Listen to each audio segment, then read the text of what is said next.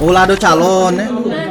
Ini belum kami tanya Kak tadi. Nah itu makanya kata butuh. Calon pengantin pasrah ditahan, nabrak pelajar SMP hingga meninggal sebulan sebelum pernikahan.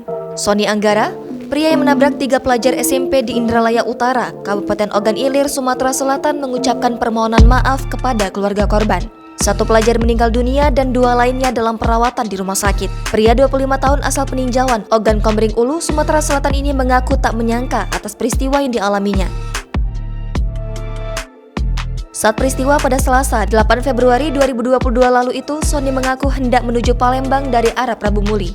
Dia mengemudi mobil Toyota Calya dengan plat nomor BG 1383 FP.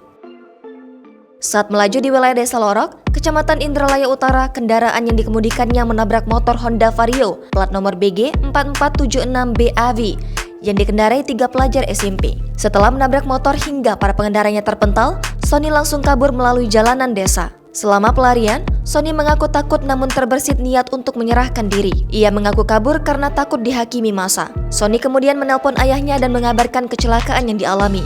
Pria lajang ini pun mengaku siap menanggung segala konsekuensi atas perbuatannya. Sony mengaku telah menjadwalkan pernikahan dengan kekasih pada Maret mendatang. Dia mengatakan pasrah jika harus menunda akad dan resepsi pernikahannya.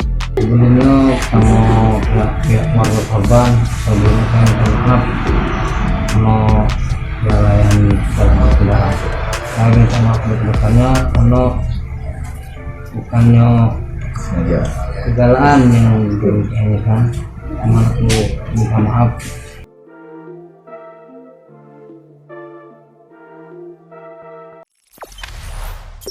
Jangan lupa subscribe, share, komen, dan like ya.